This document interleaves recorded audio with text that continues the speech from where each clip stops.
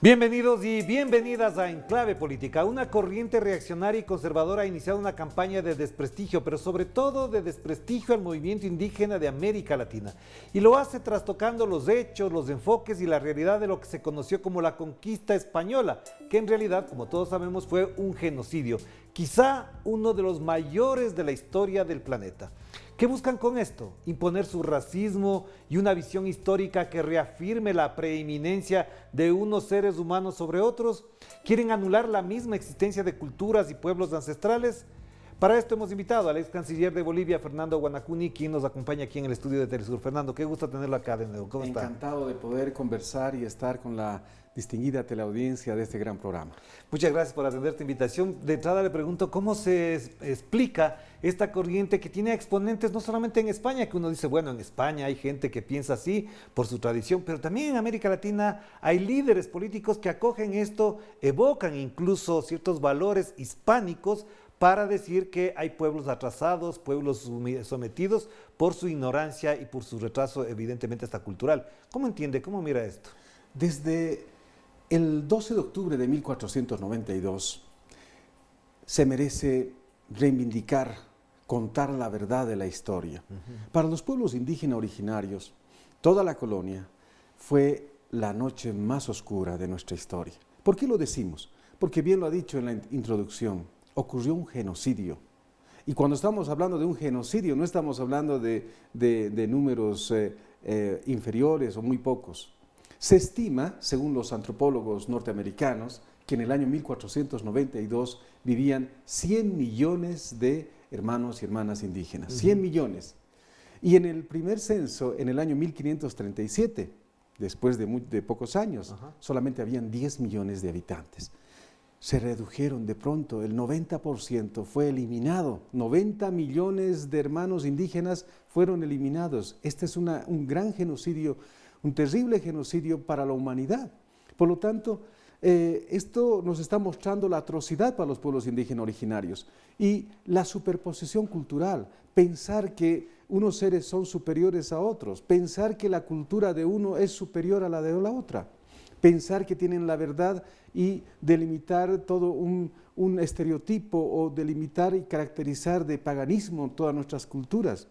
Eso ha ocurrido durante la colonia y durante la República.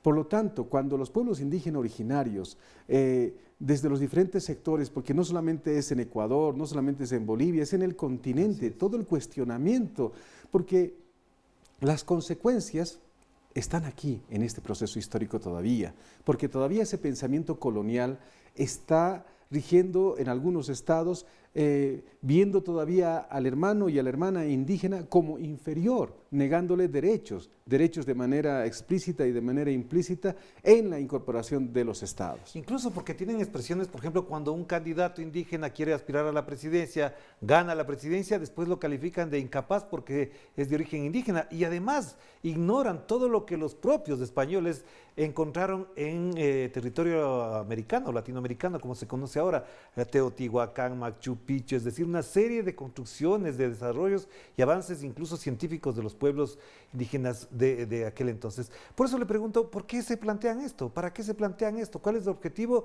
de ahora, en pleno siglo XXI, con todo lo que se conoce además, plantearse la idea de que siguen siendo superiores frente a los pueblos originarios de América Latina? Lamentablemente hay muchos sectores que todavía tienen este pensamiento racista, porque ese es el término correcto, racista. Más aún, sectores fascistas. En este nuevo proceso, estamos hablando del siglo XXI, ¿no? En la cual aparentemente todos están en una civilización, pero esa civilización, entre comillas, que tal vez algunos se jactan desde 1492, solamente trajo tragedia, desencuentro entre los pueblos. ¿Pero qué quieren? ¿Para qué quieren esto? Quieren seguir usufructuando a costa del pueblo, de negar al pueblo. Miren, en Bolivia, por ejemplo, están negando nuestros símbolos sagrados, ¿no? Y no solamente niegan al símbolo, a la cultura, a la espiritualidad, al idioma, catalogándolos de inferiores. Están negando a los pueblos indígenas originarios.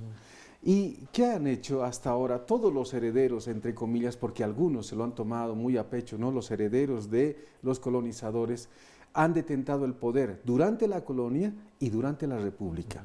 Y quieren seguir detentando el poder, pero ese poder no ha sido en beneficio de todos, sino simplemente de ellos, que siguen siendo la élite gobernante, y obviamente millones y millones de hermanos y hermanas indígenas están en la pobreza, no por incapacidad, sino por esa política de exclusión. Claro, pero incluso ha llegado a nivel el rechazo a todas estas posturas, incluso con la declaración del Papa Francisco a propósito de lo que se mencionó, incluso lo mencionó el cardenal Rogelio Cabrera, presidente de la Conferencia Episcopal de México, pidió perdón por esto. Y frente a ese pedido de perdón, en algunos espacios, incluso editoriales de España, de América Latina, de algunos países en particular, incluso le criticaron al Papa por ese pedido de perdón. Es decir, ni siquiera con el Papa están de acuerdo en ese sentido. Es cierto, ni siquiera con el Papa y muchos otros sectores intelectuales que tienen una influencia en la opinión pública, pues no están de acuerdo, porque hay un extremismo del pensamiento racista. Y con ese pensamiento extremo racista, en este tiempo, en este siglo XXI, están llevando adelante políticas públicas. Claro. Y además están generando una opinión de desencuentro lamentable, y eso no puede ser civilización, porque se supone que civilización es una conciencia, es un estado que ha superado varios estos parámetros, pero parece que todavía en algunos sectores todavía es el criterio, es su premisa base para generar las relaciones sociales. Claro, pero Fernando, entonces para ir abordando un tema que ya nos compete más a la actualidad, esto que ocurre, que se expresa, que se manifiesta, además no recibe, por ejemplo, el rechazo de los grandes intelectuales, con las grandes decepciones que sabemos que existen en América Latina, sino que por el contrario, a veces con el silencio y a veces con la aprobación implícita, dan por hecho que hay unos blanquitos que tienen mejores posibilidades de pensar, desarrollar, investigar, e incluso de generar propio pensamiento. Entonces, ¿qué hacemos, por ejemplo, con la academia y con los intelectuales para que reivindiquen no solamente lo que ellos apelan, es decir, la igualdad, la fraternidad, la solidaridad, sino también la igualdad y la equidad entre seres humanos? Yo creo que es importante. Si nosotros queremos empezar a construir una sociedad en la que el equilibrio prime, la igualdad prime y sobre todo la hermandad, tenemos que empezar a cambiar de premisas. Premisas que establezcan tal vez un nuevo pacto social. Se requiere un nuevo pacto social. En Bolivia lo hemos hecho a través de la Asamblea Constituyente, un nuevo pacto social, claro, en el cual vamos a generar aspectos de una verdadera integración, de una verdadera articulación entre los diferentes que vivimos. Pero diferente no significa inferior o superior, diferente significa simplemente características. Claro. Y en ese sentido los pueblos indígenas originarios siempre en la resistencia, son 529 años. ¿Y por qué nosotros lo llevamos adelante, toda esta catalogación de los años? Porque la deuda histórica generada en la colonia no se ha resuelto ni en la República, continuamos arrastrando esas desigualdades económicas, políticas, el negar la participación en los niveles del Estado, en los diferentes del Estado, el negar la realización a través de la academia, de los estudios, de aceptar la cultura, las identidades culturales, el paradigma comunitario, es seguir negando y seguir arrastrando la deuda histórica. Por eso, en este tiempo, ¿qué es lo que planteamos los pueblos indígenas originarios?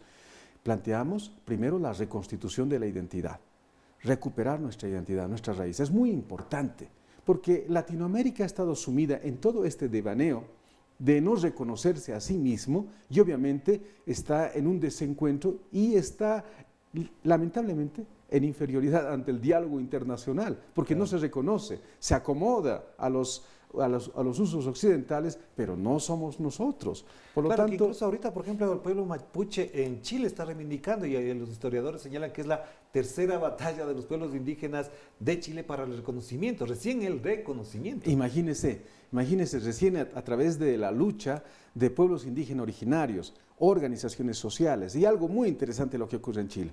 estudiantes, Claro. los jóvenes que han luchado, y ese sector ha unificado y ha generado este espacio de la Asamblea Constituyente. Recién van a dialogar en los términos de igualdad. Incluso le digo ¿no? un dato que es muy interesante en las manifestaciones, en la resistencia cívica que hicieron los jóvenes chilenos, las mujeres chilenas, la bandera que más se vio fue la bandera del pueblo mapuche, no fue la bandera chilena. Así es. Claro. Si nos damos cuenta ahora, ¿qué símbolo están enarbolando los jóvenes y los sectores sociales, sindicales, obreros, de trabajadores? Son los símbolos indígenas, Claro, como la bandera mapuche, como la huipala en el continente, que ya son símbolos de la nueva esperanza de generar sociedades iguales, armónicas y de verdadera justicia social. Eso es lo que está buscando. ¿Usted cree que estamos ingresando en una nueva era en eso, aunque cuesta, aunque es difícil, aunque hay resistencia, que hay incluso rechazo de estas élites blanco-mestizas? ¿Cree que estamos entrando definitivamente en esta nueva era ya? Sin el temor a equivocarme, digo que sí, porque todos los procesos de cambio ahora generándose, mire, Pedro Castillo en Perú, ¿no? Que no ha sido encumbrado por los sectores tradicionales de partidos políticos, sino por sectores tradicionales de lucha en defensa del agua, en defensa de la Pachamama, como en Cajamarca, ¿no? Lo que está ocurriendo en Chile, la Asamblea Constituyente, liderada por una mujer mapuche, eso no solamente es un simbolismo, es la realidad de la lucha de los pueblos indígenas originarios.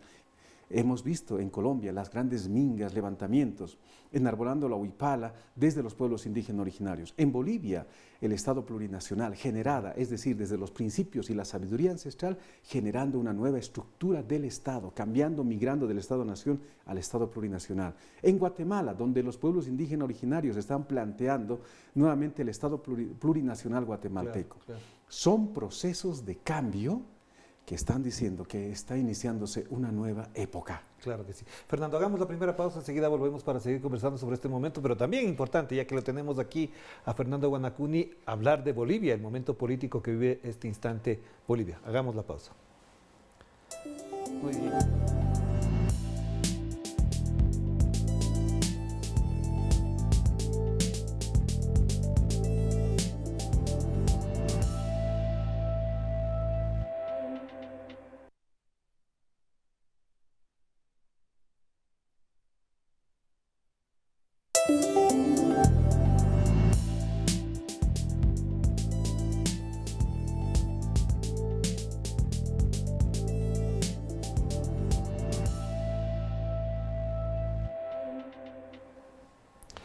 Estamos de vuelta aquí en Enclave Política a través de Telesur, la señal informativa de América Latina y el Caribe, también de los pueblos originarios, de los pueblos ancestrales de nuestra Pachamama.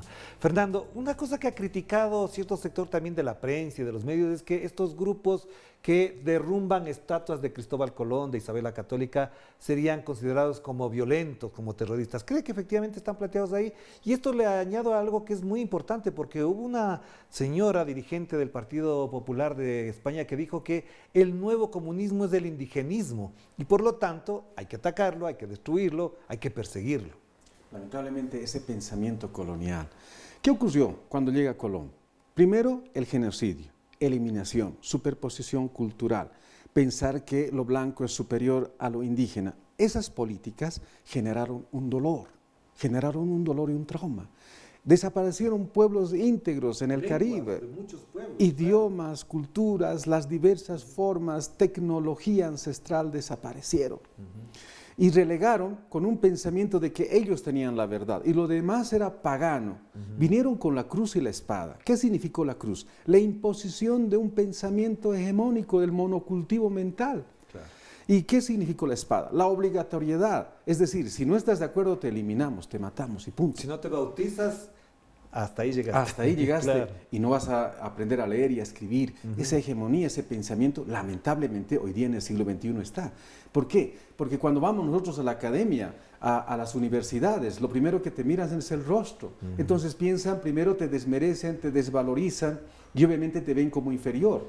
Para estudiar para un hombre y una mujer indígena es pues un largo proceso todavía de asimilación en promover los derechos de igualdad. Claro, Por lo tanto, los símbolos hoy día están en las estatuas. Cristóbal Colón, Hernán Cortés, Francisco Pizarro, están ahí, ¿no?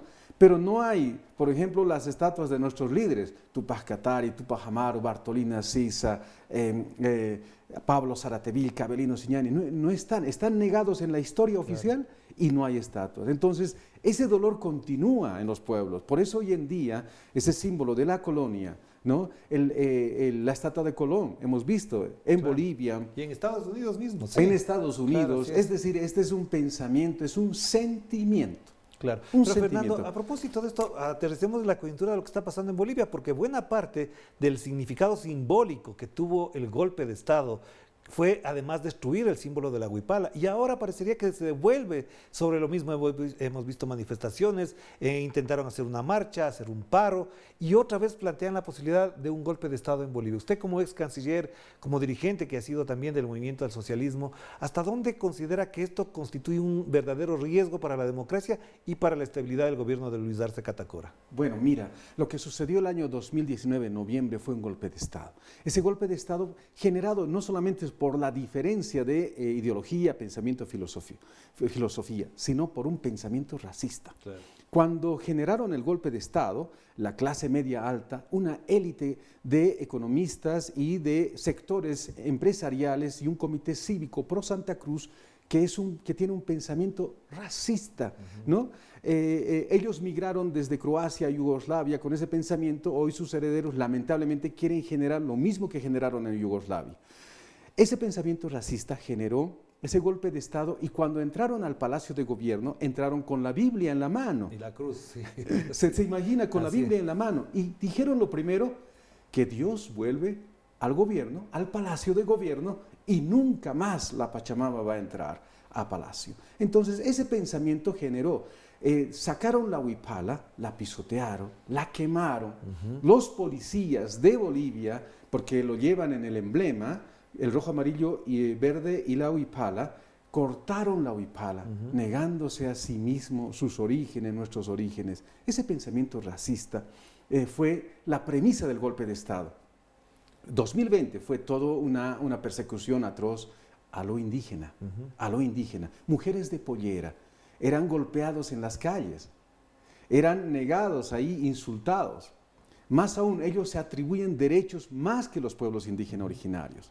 Cuando recuperamos la democracia el 18 de octubre del 2020, empezamos un proceso de recuperación del Estado después del resultado que el mundo lo conoce.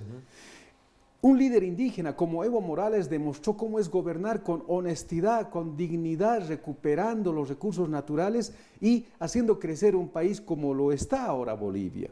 Pero nuevamente la derecha de Bolivia, articulada con la derecha internacional, desde una premisa del pensamiento colonial racista, están generando la desestabilización de la democracia. Como no pueden ganar en las urnas con el voto, están generando desestabilización con grupos paramilitares.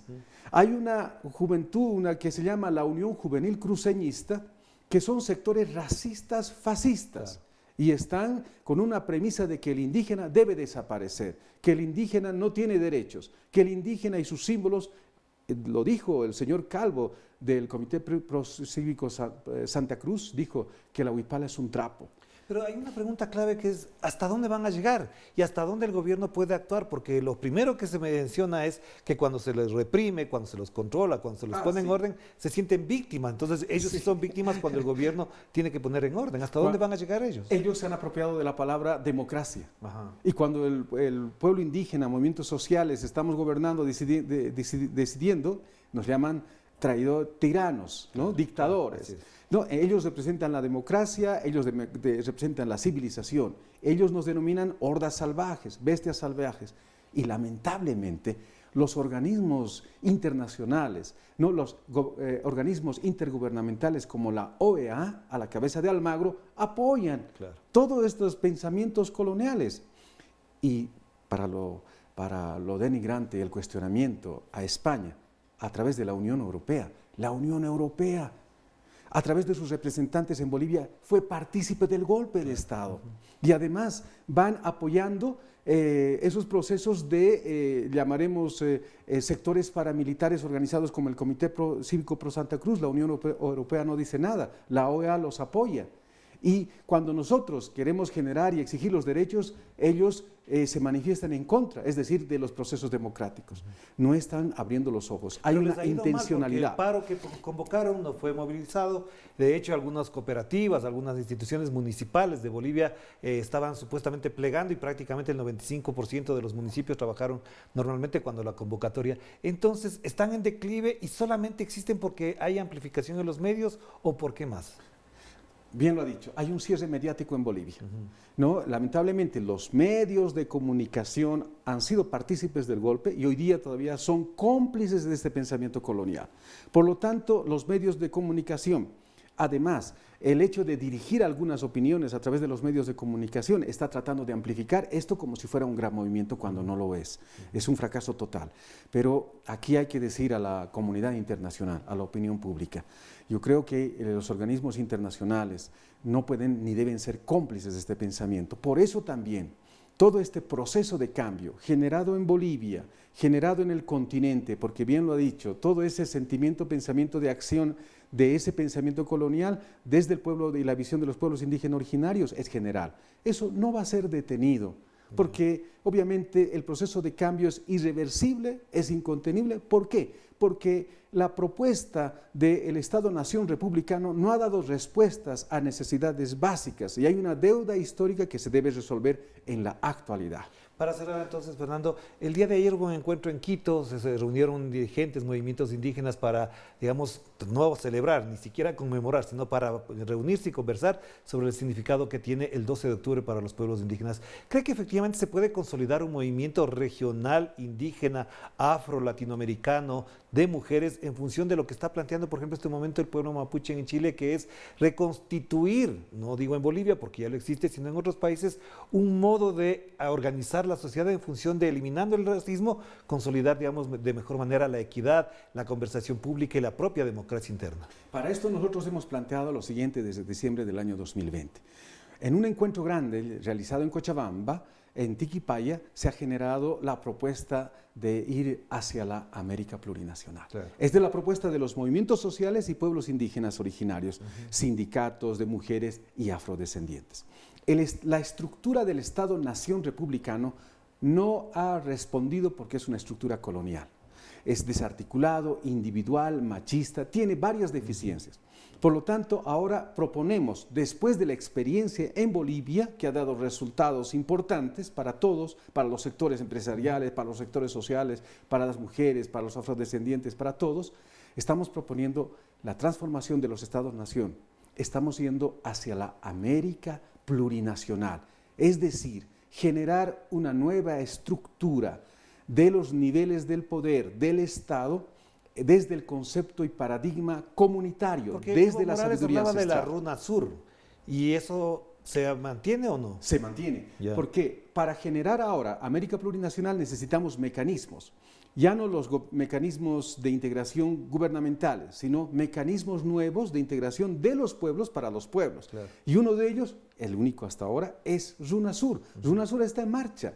RUNASUR está trabajando ahora para articular primero el hemisferio sur, para generar políticas públicas, para generar las asambleas constituyentes, como se ha hecho en Chile, y transformar los estados-nación para los estados plurinacionales. ¿Qué falta para acelerar eso? Porque algunos dicen que se dice un momento una declaración, pasan meses y no pasa nada. Bueno, mire, desde la Revolución Francesa, el concepto y la estructura del Estado-Nación está buscando perfeccionarse. Miren, siglo XXI, no se ha perfeccionado y no ha resuelto.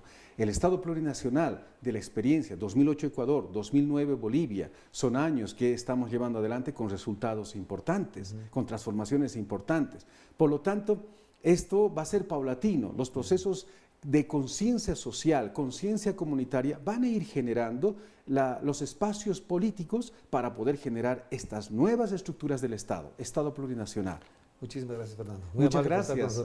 Contento de poder conversar y hasta pronto. Un orgullo, además, y un honor tenerlo acá siempre presente. Siempre será bienvenido. Gracias a ustedes por acompañarnos aquí en Enclave Política. Digo, insisto, es un honor tener a Fernando Guanacuni, un intelectual de alta valía para entender los procesos de los pueblos ancestrales, de la actualidad y sobre todo del pueblo boliviano al que queremos tanto.